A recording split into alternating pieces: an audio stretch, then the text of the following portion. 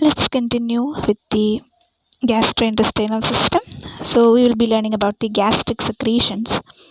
So learning objectives include list the different types of gastric glands and indicate their secretions, list the composition of gastric juice and outline the steps involved in the formation of gastric acid, describe the regulation of gastric acid secretion and list the different phases of gastric acid secretion and factors influencing them, outline the basis of various forms of treatment for acid peptic disease or peptic ulcer related with that. So before moving on to the complexity of this topic, let's learn some important words or terms related to this gastric secretion topic. So gastrin, a hormone secreted by gastrin cells, also called G cells, and can increase the secretion of gastric acid and influence gastrointestinal motility. So that is gastrin. It's a hormone secreted by gastrin cells. Then there is histamine, a substance secreted by enterochromaffin-like cells, like ECL cells. Enterochromaffin cells in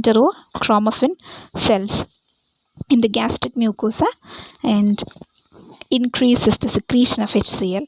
Then there is intrinsic factor, a substance essential for the absorption of vitamin B12 in the ileum, and it is secreted by the parietal cells along with the secretion of hydrochloric acid. Then oxyntic glands, tubular glands located on the surface of the body and fundus of the stomach. The oxyntic acid forming glands secrete hydrochloric acid, pepsinogen, intrinsic factors and mucus. Then pepsinogen, the precursor of the enzyme pepsin, causes protein digestion, along with another term called pyloric glands located in the antral portions of the stomach and mainly secrete mucus and the hormone gastrin. So when we just start the topic, we can see that there is a major topic called esophageal secretion. Esophageal secretions are entirely mucus and mainly provide lubrication for swallowing. The main body of the esophagus is lined with many simple mucus glands at the gastric end and to a lesser extent in the initial portion of the esophagus. Many compound mucus glands can also be found. The mucus secreted by the compound glands in the upper esophagus prevents mucosal excoriation by newly entering food, whereas the compound glands located near the esophagogastric junction protect the esophageal wall from digestion by acidic gastric juices that often reflux from the stomach back into the lower esophagus. Despite this protection, a peptic ulcer at times can still occur at the gastric end of the esophagus. So gastric secretion is of many types of glands and characteristics of their secretions. In addition to mucus secreting cells that line the entire surface of the stomach mucosa has two important types of tubular glands, like the oxyntic glands, also called gastric glands, oxyntic glands, then the pyloric glands. So oxyntic glands, the oxyntic or acid-forming glands secrete hydrochloric acid, pepsinogen, intrinsic factor and mucus. We have learned that intrinsic factor is something which is related to the digestive system in the sense it's a substance essential for absorption of vitamin B12 in the ileum. It is secreted by the parietal cells along the secretion of hydrochloric acid. So intrinsic factor is something which is related to the absorption of vitamin B12 in the ileum region. Okay, so the major glands associated with the secretion of gastric juices is first the oxyntic glands or gastric glands, then the pyloric glands. So let's learn about oxyntic glands in detail. The oxyntic acid-forming glands secrete hydrochloric acid, pepsinogen, intrinsic factor and mucus. The oxyntic glands are located on the inside surface of the body and fundus of the stomach, the proximal 80% of the stomach. Secretions from the oxyntic gastric glands. A typical stomach oxyntic gland is composed of three types of cells. The mucus neck cells, which secrete mainly mucus, then peptic or chief cells, which secrete large quantities of pepsinogen, chef cells, then the parietal or oxyntic cells, which secrete hydrochloric acid, and the intrinsic factor. Intrinsic factor is something which is related with the absorption of vitamin B12. Then secretion of hydrochloric acid by the parietal cells involves special mechanisms which are described later. So next is the pyloric glands. The pyloric glands secrete mainly mucus for protection of pyloric mucosa from the stomach acid. They also secrete the hormone gastrin. The pyloric glands are located in the anterior portion of the stomach and the distal 20% of the stomach. So secretions antral portion of the stomach, the distal 20% of the stomach. Secretions from the pyloric glands. The pyloric glands are structurally similar to the oxyntic glands but contain few peptic cells and almost no parietal cells. They are composed of 3 layers of cells like mucous neck cells that are identical with the mucous neck cells that help to lubricate food movements, then peptic cells which secrete pepsinogen, then G cells which secrete the hormone gastrin which plays a key role in controlling gastric secretion as we discuss shortly, then surface mucus cells. The entire surface of the stomach mucosa being between glands has a continuous layer of special type of mucus cells called simply surface mucus cells. They secrete large quantities of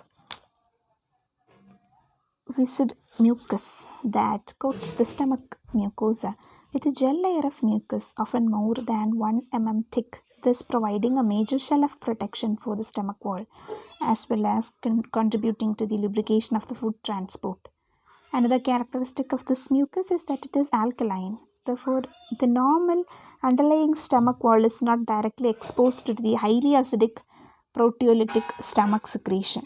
Even the slightest contact with food or any irritation of the mucosa directly stimulates the surface mucus cells to secrete additional quantities of this thick, alkaline, viscous mucus. And you just try to look at the structure or functional anatomy of the stomach, indicating the different layers of the stomach. You can see that the top layer, top in the sense the layer which comes in direct contact with food, as the surface epithelium layer along with the gastric pit will be there. Then subepithelial capillary plexus, central annule, capillaries around oxyntic gland, glandular epithelium, then mucolaris mucosa, submucosal vein and submucosal artery. So section of gastric oxyntic mucosa is this, and then after that section of gastric wall, when we just try to learn, the topmost portion is the gastric pit, then mucosa layer, then muscularis mucosa, along with that submucosa, inner muscle layer, outer muscle layer and serosa. Then anatomic regions of stomach include fundus, cardia region, body, antrum and pylorus. Oxyntic glands supplied with extensive net of fenestrated capillaries that drain into subepithelial plexus. So earlier we have learned the arrangement of layers in the stomach wall, how they are arranged, like a serosa is the outermost portion. So in that logic,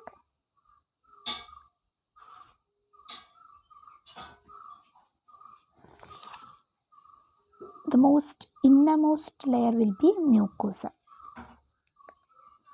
Okay.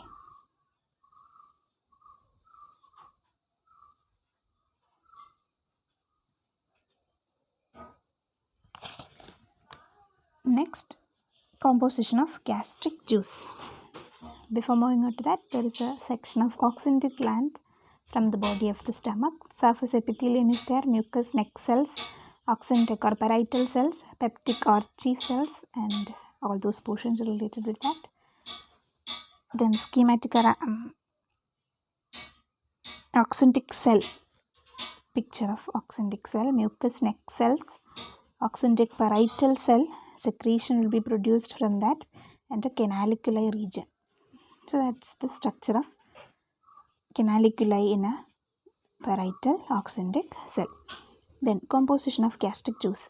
The amount of gastric juice that is secreted by an adult human is approximately about 1.5 to 2 liter. When a meal is consumed, it stimulates the release of gastric juices from the gastric glands.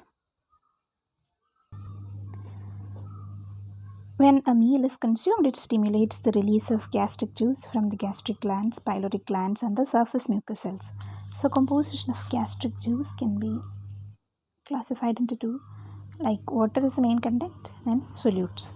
When we just once again classify the solutes into two, like inorganic components and organic components, we can say there are many organic components related with that. So, like enzymes, pepsin, gastric lipases, gelatinases, intrinsic factor. Then inorganic components include hydrochloric acid, sodium, potassium, and bicarbonate. Basic mechanism of hydrochloric acid secretion. We will be learning about that later. So now just learn that now. When stimulated, the parietal cells secrete an acid solution that contains about 160 mmol per liter of hydrochloric acid, which is nearly isotonic with the body fluids. The pH of this acid is about 0.8, demonstrating its extreme acidity. At this pH, the hydrogen ion concentration is about 3 million times that of the arterial blood. To concentrate the hydrogen atoms, this tremendous amount requires more than 150 calories of energy per liter of gastric juice. At the same time that hydrogen ions are secreted, bicarbonate ions diffuse into the blood, so that gastric venous blood has a higher pH than arterial blood when the stomach is secreting acid. Functional structure of a parietal cells or oxyntic cell, which we have already learned, like the mucous neck cell will be there. After that, oxyntic parietal cell, which contain a canaliculi, which aids in the secretion of this gastric enzyme. Then demonstrating that it contains oxyntic cell contain large branching intracellular canalicular regions. The hydrochloric acid is formed at villus-like projections inside these canaliculi and is then conducted through the canaliculi to the secretory end of the cell. The main driving force for hydrochloric acid secretion by the parietal cells is the hydrogen potassium pump. The chemical mechanism of hydrochloric acid formation is given, like water inside the parietal cell becomes dissociated into H plus and hydroxide OH minus ion in the cell cytoplasm. The H plus is then actively secreted into the canaliculus in exchange for K plus, an active exchange process that is catalyzed by H plus K plus ATPase. Then potassium ions transported into the cell by the Na plus K plus ATPase pump on the basolateral extracellular side of the membrane tend to leak into the lumen but are recycled back into the cell by the H plus K plus ATPase. The basolateral Na plus K plus ATPase creates low intracellular Na plus, which contributes to Na plus reabsorption from the lumen of the canaliculus. Thus, most of the K plus and Na plus in the canaliculus are reabsorbed into the cell cytoplasm, and hydrogen ions takes their place in the canaliculus.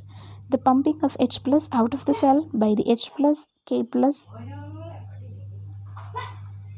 ATPase permits OH minus to accumulate and form bicarbonate HCO3 minus ions from CO2, either formed during metabolism in the cell or while entering the cell from the blood. This reaction is catalyzed by carbonic anhydrase. The HCO3 minus is then transported across the basolateral membrane into the extracellular fluid in exchange for chloride ions, which enter the cell and are secreted through chloride channels into the canaliculus, giving a strong solution of hydrochloric acid in the canaliculus. The hydrochloric acid is then secreted outward through the open end of the canaliculus into the lumen of the gland. Water passes into the canaliculus by osmosis because of extra ions secreted into the canaliculus. Thus, the final secretion from the canaliculus contains water, hydrochloric acid, and a concentration of about 150 to 160 m equivalent per liter. So, potassium chloride at a concentration of about 15 equivalent per liter and a small amount of sodium chloride. To produce a concentration of hydrogen ions, to produce a concentration of hydrogen ions is as great as found in gastric juice require minimal backleak into the mucosa of the secreted acid. A major part of the stomach ability to prevent backleak of acid can be attributed to the gastric barrier due to the formation of alkaline mucus as to tight junctions between epithelia cells as described later.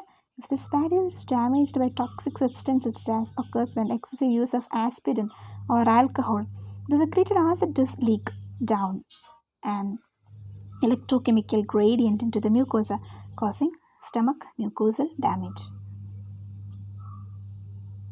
So when we just try to look at the structure of the postulated mechanism for secretion of hydrochloric acid, we can see that interstitial fluid is there, parietal cell is there, lumen of canaliculus is there.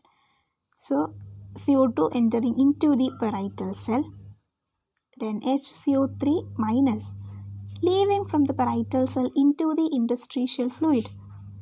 Chloride minus ions entering into the parietal cell, K plus ions entering into the parietal cell, and Na plus leaving the parietal cell into the interstitial fluid. Cl minus entering into the parietal cell, and H2O is leaving through osmosis from interstitial fluid to the lumen of canaliculus. So what is happening in case of lumen of canaliculus? H plus is entering into the lumen of canaliculus from parietal cell, but K plus is returning back into the parietal cell from the lumen of canaliculus, and Na plus is also leaving from the lumen of canaliculus into the parietal cell. Then Cl minus ions are leaving into the lumen of canaliculus from parietal cells, and H2 is just passing from the interstitial fluid through the parietal cell and into out of the lumen of canaliculus. So that's something which is happening in the secretion of hydrochloric acid. Then we can see that regulation of gastric acid secretions. The basic factors that stimulate gastric secretions are acetylcholine, gastrin, and histamine. As noted earlier in the chapter, the acidity of the fluid secreted by the parietal cells of the oxyntic gland can be great, with pH as low as 0.8. However, secretion of this acid is under continuous control by both endocrine and nervous signals. So, stimulation of acid secretion by acetylcholine. Acetylcholine released by parasympathetic stimulation excites secretion of pepsinogen by peptic cells, hydrochloric acid by parietal cells, and mucus by mucous cells. In comparison, both gastrin and histamine strongly stimulate secretion of acid by parietal cells but have little effect on the other cells. Stimulation of acid secretion by histamine. Furthermore, the parietal cells operate in close association with another type of cells called enterochromaffin-like cells. Enterochromaffin-like cells, the primary function of which is to secrete histamine. The ECL cells are enterochromaffin cells, enterochromaffin-like cells, lie in the deep recesses of the oxyntic glands and therefore release histamine in direct contact with the parietal cells of the gland. The rate of formation and secretion of hydrochloric acid by the parietal cells is directly related to the amount of histamine secreted by the enterochromaffin-like cells. In turn, the ECL cells are stimulated to secrete histamine by the hormone gastrin, which is formed almost entirely in the antral portion of the stomach mucosa in response to proteins in the foods being digested. The ECL cells may also be stimulated by hormones secreted by the enteric nerve system of the stomach wall. We will first discuss the gastric mechanism for control of the ECL cells and their subsequent control of parietal cell secretion of hydrochloric acid. So parasympathetic system releases acetylcholine which is, stimulates the parietal cell. Ca2 plus is released, H plus is released, which is, parasympathetic system is connected with ECL like cells, and histamine is released, adenylate cyclase is there, CAMP, and H plus is also produced. So G cell is there through blood, gastrin which is indirectly influencing the ECL cell. Then gastrin directly binds with the parietal cell. Then Ca2 plus is there. Then H plus K plus ATP is got activated. So functional summary of factors regulating gastric acid secretion: ATP, adenosine triphosphate, CAMP, cyclic adenosine monophosphate, ECL cell, enterochromaffin like cell, etc. Very important in this mechanism. So stimulation of acid secretion by gastrin. Gastrin is itself a hormone secreted by gastrin cells, also called G cells. These cells are located in the pyloric gland in the distal end of the stomach. Gastrin is a large polypeptide secreted in two forms: a large form called G34, which contains 34 amino acids, and a smaller form G17, which contains 17 amino acids. Although both of these forms are important, the smaller form is more abundant. When meats or other foods containing protein reach the antral end of the stomach, some of the proteins from these foods have a special stimulatory effect on the gastrin cells in the pyloric glands to cause release of gastrin into the blood to be transported into the ECL cells of the stomach. The vigorous mixing of the gastric juices transports the gastrin rapidly into the ECL cells in the body of the stomach, causing release of histamine directly into the deep oxyntic glands. The histamine then acts quickly to stimulate gastric hydrochloric acid secretion. Then phases of gastric secretion. Gastric secretion is said to occur in three phases. Like a cephalic phase will be there, a gastric phase, and a intestinal phase. Inhibition of gastric secretion by other intestinal factors. Before moving on to that, let's try to learn the phases of gastric secretion and their regulation when food is, usually presented in front of human. Like vagal center of medulla got activated, that leads to afferent fibers. Vagus trunk will be there and secretory fiber. Then cephalic phase via vagus. Then the local nerve plexus. Parasympathetic excite pepsin and acid production. Gastric phase is there, like the local nerves, sensory reflexes, vagal reflexes, gastral histamine stimulation is happening. Then circulatory system has some influence on there, like gastrin is secreted. Small bowel phase, then intestinal phase is reached, like nervous mechanism and hormonal mechanisms. The three phases are cephalic phase, gastric phase, and intestinal phase.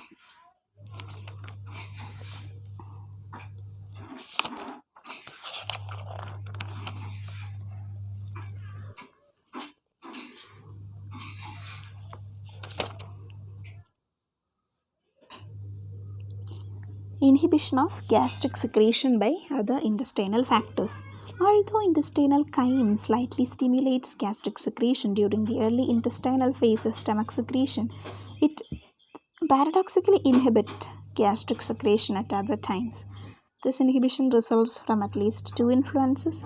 The presence of food in the small intestine initiates a reverse enterogastric reflex transmitted through the meanderic nerve system and extrinsic sympathetic and vagus nerves that inhibits stomach secretions. This reflex can be initiated by distending the small bowel, the presence of acid in the upper intestine, the presence of protein breakdown products, irritation of the mucosa. This reflex is part of a complex mechanism, and the presence of acid, fat, protein breakdown products, hyperosmotic or hypoosmotic fluids, or any irritating factor in the upper small intestine causes release of several intestinal hormones. One of these hormones is secretin, which is especially important for control of pancreatic secretion. However, secretin opposes stomach secretion. three other hormones like glucose dependent, insulinotropic, peptide.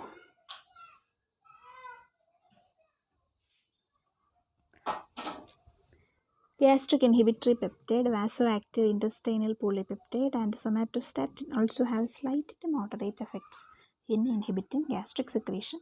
The purpose of intestinal factors that inhibit gastric secretion is presumably to slow passage of chyme from the stomach when the small intestine is already filled or already overactive.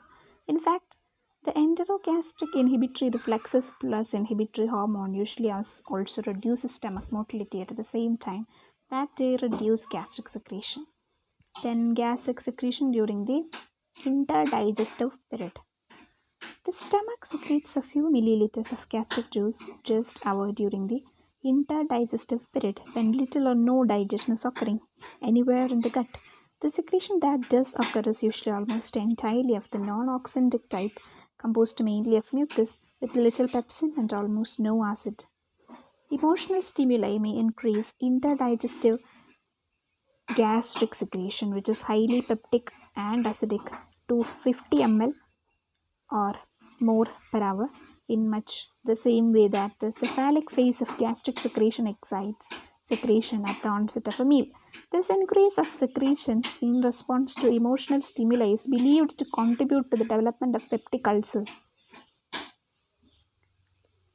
Then, the phases of gastric secretion. Phase 1 is the cephalic phase. What is happening in the cephalic phase occurs even before food enters the stomach, especially when it is being eaten. It results from the sight, smell, thought, or taste of food, and the greater the appetite, the more intense is the stimulation. This phase of secretion normally accounts for about 30% of the gastric secretion associated with eating a meal. Then gastric phase, next phase is the gastric phase, occurs once food enters the stomach, which in turn causes secretion of gastric juice during several hours while food remains in the stomach. Then the gastric phase of secretion accounts for about 60% of the total gastric secretion associated with eating a meal. Then intestinal phase, when food enters the upper portion of the small intestine, particularly in the duodenum, small amount of gastric juice continues to be secreted. This phase accounts for about 10% of the acid response to a meal. So about 60% of the acid response or acid secretion is associated with eating a meal is happening in the gastric phase. Then regulation, how gastric phase is regulated. This phase is regulated by long vagovagal reflexes from the stomach to the brain and back to the stomach. Local enteric reflexes are associated with that, and the gastrointestinal mechanism is happening. But in cephalic phase, neurogenic signals that cause the cephalic phase originate in the cerebral cortex and in the appetite centers of the amygdala and hypothalamus. They are transmitted through the dorsal motor nuclei of the vagi and hence through the vagus nerves to the stomach. But intestinal phase is controlled by nervous mechanisms, hormonal mechanisms, probably partly because of small amounts of gastrin released by the duodenal mucosa. So, next, just return to the major portion, gastric secretion during the interdigestive period, which we have just completed, and the secretion and activation of pepsinogen. Several slightly different types of pepsinogen are secreted by the peptic and mucous cells of the gastric glands, but all the pepsinogens perform the same basic function. When pepsinogen is first secreted, it has no digestive activity. However, as soon as it comes in contact with hydrochloric acid, it is activated to form active pepsin. In this process, the pepsinogen molecule, having a molecular weight of about 40,000, is split to form a pepsin molecule having a molecular weight of about 35,000. Pepsin functions as the active proteolytic enzyme in a highly acidic medium, optimum pH 1.8 to 3.5, but above a pH of about 5, it has almost no proteolytic activity and becomes completely inactivated in a short time. Hydrochloric acid is a necessity as pepsin for protein digestion in the stomach. Secretion of intrinsic factor by parietal cells.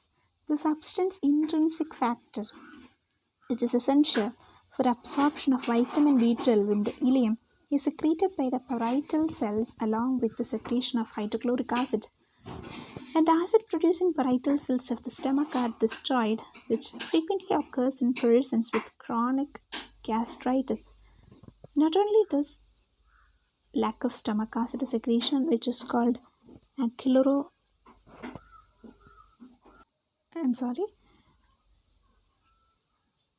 acylorhydria, that is lack of stomach acid secretion develop, but pernicious anemia also often develops because of failure of maintenance or maturation of the red blood cells in the absence of vitamin B12 stimulation of the bone marrow.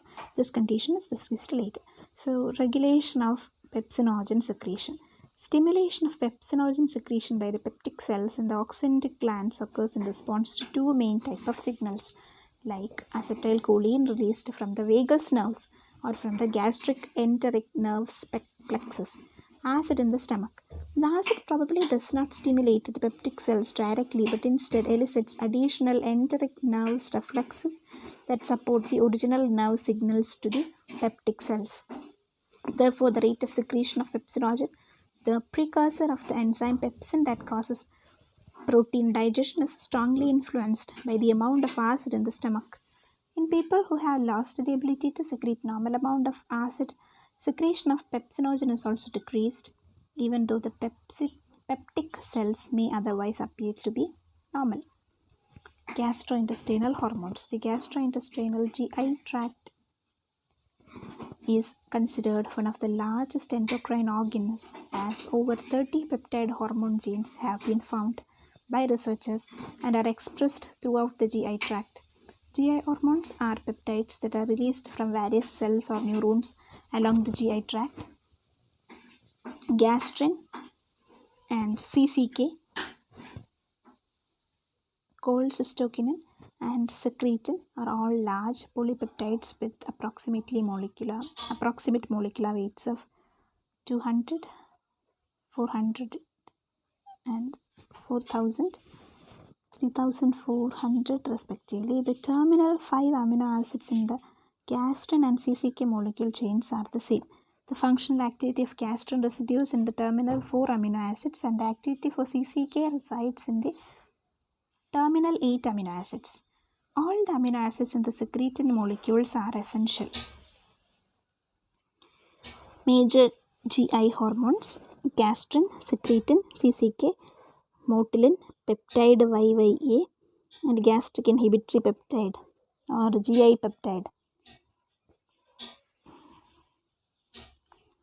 Gastrin, the site of secretion is G cells in antrum of stomach and duodenum. Primary stimuli is stretch peptides and amino acids vagus through GRP. Then general actions: gastric H plus concentration increasing, gastric mixing increase, and lower GI tract motility. Then secretin as cells of the duodenum, acidic chyme is the primary stimuli.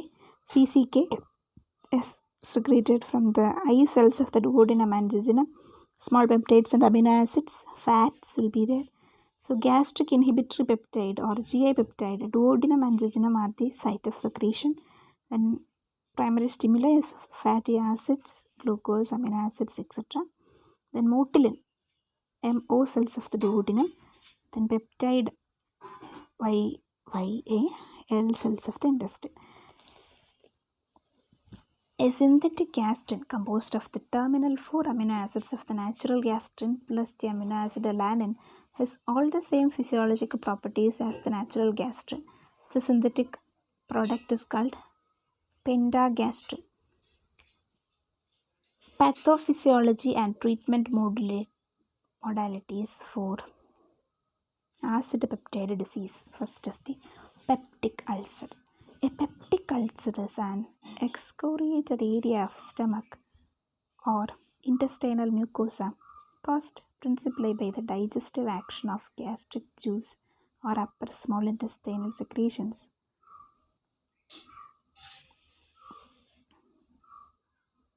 The most frequent site is within a few centimeters of the pylorus. So, basic cause of peptic ulceration: high acid and pepsin content, irritation, poor blood supply, poor secretion of mucus, and infection. Pylorus region is more prone to this peptic ulcer. Then, marginal ulcer can also be very frequent. Ulcer sites are there, cardia region is also there. But the pylorus region is more prone to the happening or occurrence of this ulcer. Basic cause of peptic ulceration. The usual cause of peptic ulceration is the imbalance between the rate of secretion of gastric juice and the degree of protection afforded by the gastroduodenal mucosal barrier and the neutralization of the gastric acid by duodenal juices. In addition to the mucus protection of the mucosa, the duodenum is protected by the alkalinity of the small intestinal secretions. Especially important is pancreatic secretion, which contains large quantities of sodium bicarbonate that neutralize the hydrochloric acid of the gastric juice. This also inactivating pepsin and preventing digestion of the mucosa. In addition, large quantities of bicarbonate ions are provided in the secretion of the large Brunner glands in the first few centimeters of the duodenal wall and the bile coming from the liver. Finally, two feedback control mechanisms normally ensure that this neutralization of gastric juice is complete. When excess acid enters the duodenum, it inhibits gastric secretions and peristalsis in the stomach, both by nerve reflexes and by hormonal feedback from the duodenum, thereby decreasing the rate of gastric emptying. The presence of acid in the small intestine liberates secretin from the intestinal mucosa, which then passes by way of the blood to the pancreas to promote rapid secretion of the pancreatic juice. This juice also contains a high concentration of sodium bicarbonate, thus making still more sodium bicarbonate available for neutralization of the acid. Therefore, a peptic ulcer can be caused in either of two ways: excess secretion of acid and pepsin by the gastric mucosa, diminished ability of the gastroduodenal mucosal barrier to protect against the digestive properties of the stomach acid pepsin secretion. Then, specific causes of peptic ulcer: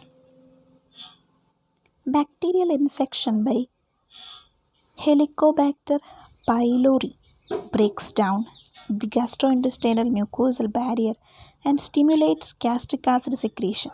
At least 75% of the persons with peptic ulcer have been found to have chronic infection of the terminal portions of the gastric mucosa and initial portions of the duodenal mucosa, most often caused by the bacterium Helicobacter pylori. Once this infection begins, it can last a lifetime unless it is eradicated by antibacterial therapy. Furthermore, the bacterium is capable of penetrating the mucosal barrier by virtue of its physical capability to burrow through the barrier and by releasing ammonium that liquefies the barrier and stimulates the secretion of hydrochloric acid. As a result, the strong acidic digestive juices and the stomach secretions can then penetrate into the underlying epithelium and literally digest the GI tract, thus leading to peptic ulceration. Other causes of ulceration. In many people who have peptic ulcers in the initial portion of the duodenum, the rate of gastric acid secretion is greater than normal, sometimes as much as twice normal. Other factors that predispose to ulcers include smoking, presumably because of increased stimulation of the stomach secretory glands, consumption of alcohol because it leads to break down the mucosal barrier, and the consumption of aspirin and other non-steroidal anti-inflammatory drugs, NSAIDs, that are also having a strong propensity for breaking down this barrier. How to treat this condition? Treatment of peptic ulcers. Since the discovery that much peptic ulceration has an infectious basis by the bacteria which I have mentioned earlier, like, wait a minute, Helicobacter pylori. Helicobacter pylori. Therapy has changed intensely. Almost all patients with peptic ulceration can be treated effectively by two measures: use of antibiotics along with other agents to kill infectious bacteria, administration of the acid suppressant drug such as ranitidine and similar newer molecules, which are antihistamic agents that blocks the stimulatory effect of histamine and on gastric gland histamine 2 receptors, thus reducing gastric acid secretion by 70 to 80%. Ranitidine like drugs. More recently, proton pump inhibitors such as omeprazole and similar newer molecules are used to suppress acid production. Other measures that can be used to treat peptic ulcers include the following: neutralize the gastric acids with antacids. However, this method is not used recently. Bismuth compounds are used, probably enhance mucosal barrier and are anti-secretory. Next, cytoprotective agents such as sucralfate, an aluminum salt of sucrose, octasulfate appear to help in the healing of the ulcer, possibly by forming a protective coating. Prostaglandin analogs such as a misoprostol can be used to reduce the incidence of peptic ulcers in patients who are on long-term NSAID treatment. Other conservative measures such as quitting smoking, reduction in caffeine and alcohol consumption, and measures to reduce stress can speed up the healing process and prevent ulcers from recurring.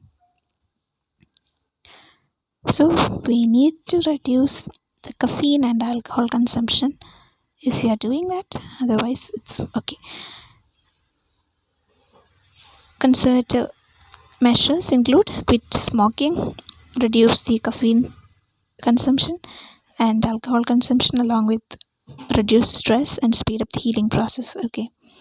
In the past, before these approaches to peptic ulcer therapy were developed, it was often necessary to remove as much as 4/5 of the stomach, thus reducing stomach acid pyloric juices enough to cure more patients. Another therapy was to cut the two vagus nerves that supply parasympathetic stimulation to the gastric glands. This procedure blocked almost all secretion of acid and pepsin and often cured the ulcer or ulcers within 1 week after the operation. However, much of the basal stomach secretion returned after a few months, and in many patients, the ulcer also returned.